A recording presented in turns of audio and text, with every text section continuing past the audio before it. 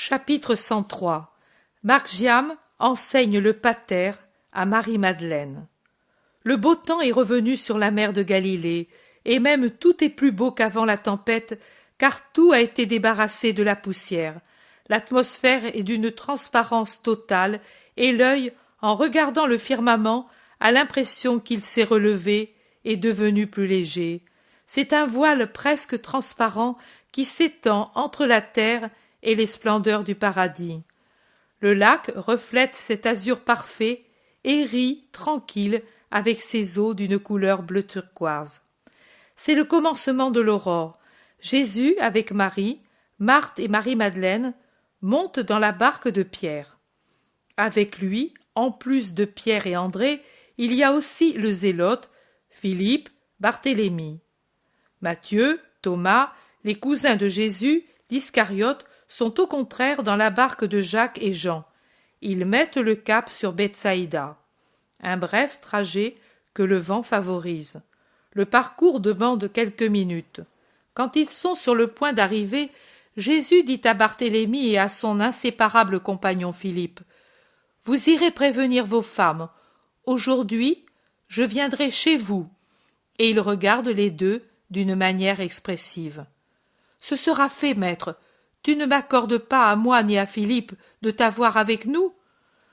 Nous ne restons ici que jusqu'au coucher du soleil, et je ne veux pas priver Simon-Pierre de la joie d'être avec Marc-Giam. » La barque parvient au rivage et s'arrête. On débarque, et Philippe se détache avec Barthélemy de ses compagnons pour aller dans le pays. « Où vont ces deux-là » demande Pierre au maître qui est descendu le premier et se trouve à ses côtés. « Ils vont prévenir leurs femmes. »« Je vais moi aussi prévenir Porphyrée, alors. » »« Pas besoin. Porphyrée est si bonne qu'il n'est pas nécessaire de la préparer. Son cœur ne s'est donné que douceur. » Le visage de Simon-Pierre s'illumine quand il entend louer son épouse, et il n'ajoute rien. Entre-temps, les femmes sont descendues de la barque à l'aide d'une table qui a servi de débarcadère, et elles se dirigent vers la maison de Simon. Le premier qui les voit, c'est Marc-Giam, qui est en train de sortir avec ses brebis pour les mener brouter l'herbe fraîche sur les premières pentes de Bethsaïda, et, avec un cri de joie, il en donne la nouvelle en courant se réfugier sur la poitrine de Jésus qui s'est incliné pour l'embrasser. Puis il va vers Pierre. Porphyrée accourt, les mains enfarinées, et s'incline pour saluer. « Paix à toi, Porphyrée. Tu ne nous attendais pas si tôt, n'est-ce pas ? Mais j'ai voulu t'emmener ma mère et 2 disciples, en plus de ma bénédiction. Ma mère désirait revoir l'enfant. Le voici dans ses bras. Et les femmes disciples désiraient te connaître. C'est l'épouse de Simon, une disciple bonne et silencieuse, active dans son obéissance plus que beaucoup d'autres. Elles, ce sont Marthe et Marie de Béthanie, 2 sœurs. Aimez-vous bien. »« Ceux que tu m'amènes me sont plus chers que mon sang, maître. Viens, la maison se fait plus belle chaque fois que tu y mets les pieds. » Marie s'approche souriante et embrasse Porphyrée en lui disant : « Je vois qu'en toi est vraiment vivante la mère. L'enfant a déjà une meilleure mine et il est heureux. Merci. »« Ô femme, plus que toute autre bénie, je sais que c'est grâce à toi que j'ai eu la joie de m'entendre appeler maman, et sache que je ne te donnerai pas la douleur de ne pas l'être avec tout ce qu'il y a de meilleur en moi. Entre avec les sœurs. » Marc-Giam regarde Marie-Madeleine avec curiosité. Il se fait dans sa tête tout un travail de réflexion. À la fin, il dit : « Pourtant, à Béthanie, tu n'y étais pas. »« Je n'y étais pas, mais maintenant j'y serai toujours, » dit Marie-Madeleine en rougissant et en ébauchant un sourire. Et elle caresse l'enfant en lui disant : « Même si nous ne nous connaissons que maintenant, m'aimes-tu bien ? » ?»« Oui, parce que tu es bonne. Tu as pleuré, n'est-ce pas ? Et c'est pour cela que tu es bonne. Et tu t'appelles Marie, n'est-ce pas ? Ma mère aussi s'appelait ainsi, et elle était bonne. Toutes les femmes qui s'appellent Marie sont bonnes. Cependant, finit-il pour ne pas blesser Porphyrée et Marthe. Cependant, il y en a de bonnes parmi celles qui portent un autre nom. Ta mère, comment s'appelait-elle? Euchérie, et elle était si bonne.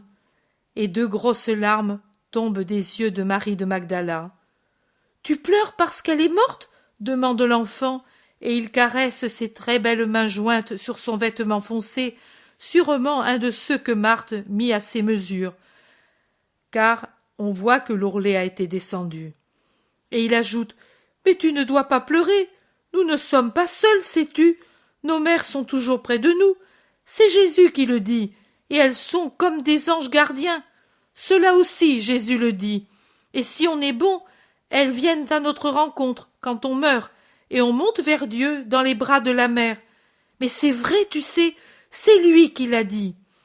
Marie de Magdala embrasse bien fort le petit consolateur et le baise en disant: prie alors pour que je devienne bonne ainsi. Mais ne l'es-tu pas? Avec Jésus ne vont que ceux qui sont bons. Et si on ne l'est pas tout à fait, on le devient pour pouvoir être les disciples de Jésus, car on ne peut enseigner si l'on ne sait pas. On ne peut dire pardonne si d'abord nous ne pardonnons pas, nous. On ne peut pas dire tu dois aimer ton prochain si d'abord nous ne l'aimons pas, nous. La sais-tu, la prière de Jésus? Non.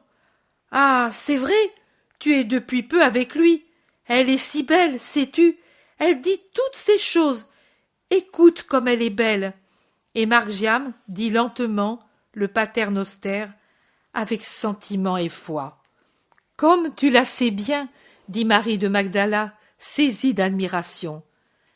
C'est ma mère qui me l'a enseigné la nuit et la mère de Jésus le jour. Mais si tu veux, je vais te l'apprendre. Veux-tu venir avec moi? Les brebis belles, elles ont faim. Je vais les mener au pâturage. Viens avec moi, je t'apprendrai à prier et tu deviendras tout à fait bonne. Et il lui prend la main.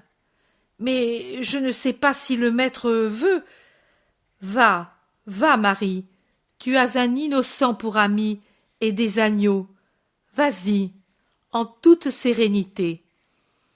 Marie de Magdala sort avec l'enfant, et on la voit qui s'éloigne, précédée des 3 brebis. Jésus regarde, les autres regardent aussi. Ma pauvre sœur, dit Marthe, ne la plains pas, c'est une fleur qui redresse sa tige après l'ouragan. Tu entends? Elle rit. L'innocence réconforte toujours, porte toujours, porte toujours.